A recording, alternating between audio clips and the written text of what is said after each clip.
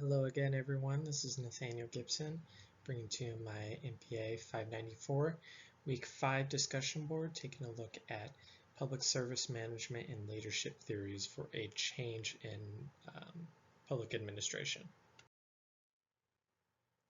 Okay, so jumping right into it, the agency that I've chosen for this change scenario is the City of Riverside Human Resources Department.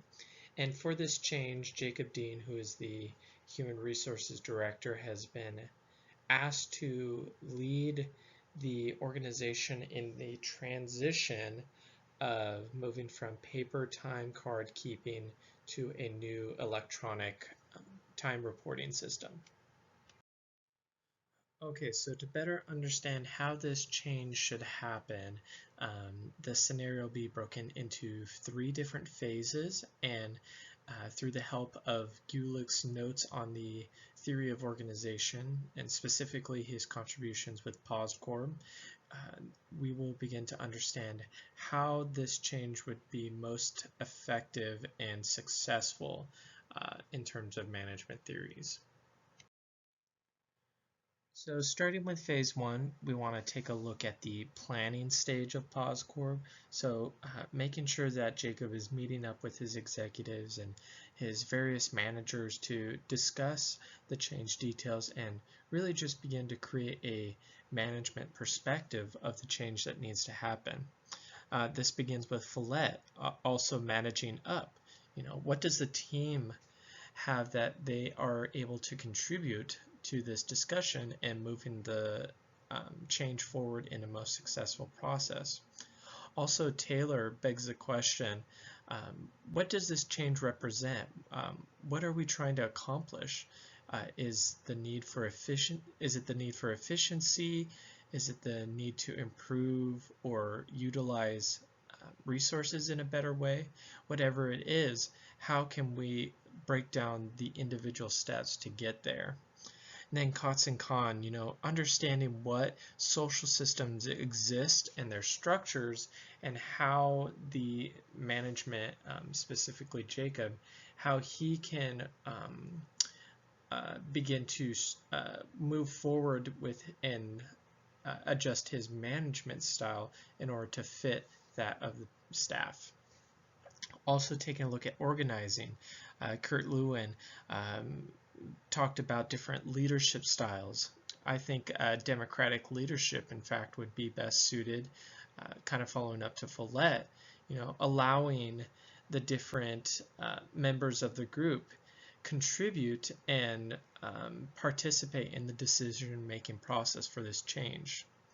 And taking a look at Kingdon, this has become a crisis situation because of the inefficiency and the waste of time and resources that paper timekeeping has done compared to other cities who have already transitioned to newer systems. And then finally taking a look at budgeting in this first phase, it's important to understand what the goal is, and that's to maximize the city's resources, but also understand, and this is Wright's contributions, how can management successfully evolve in order to become capable at managing the complexity of this type of change scenario.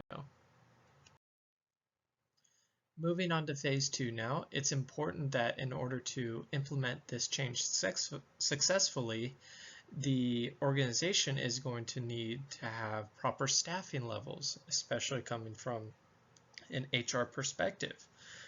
Public service people cannot function without high-functioning staff either, and Burnman and Appleby were advocates of this.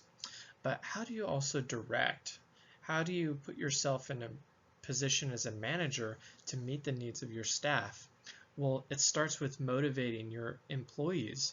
Maslow took a look at this with his hierarchy of needs. And then McGregor was helping to understand what types of workers exist and how to meet the needs of those people as well. And then what is needed in terms of coordination? Well, leadership may be concerned with the process of developing the purpose and mutual purpose of an organization and individual, but management is needed to organize and coordinate the implementation in a way that makes it successful. And now wrapping up with phase 3, which is controlling, it's important to understand that really conflict can arise when different parties fail to address the issues of those who they believe are most significant to them. And Eisenhart also highlights the fact that conflict can arise out of a myriad of different circumstances and situations. So it's important as managers approaching this change scenario that we should be ready to address any potential conflicts that could arise. And being able to set the proper measures in place that can handle those conflicts personally and bring resolution, but also prepare to measure the impacts of the program and to see whether or not it's meeting its goals. So moving on to reporting now.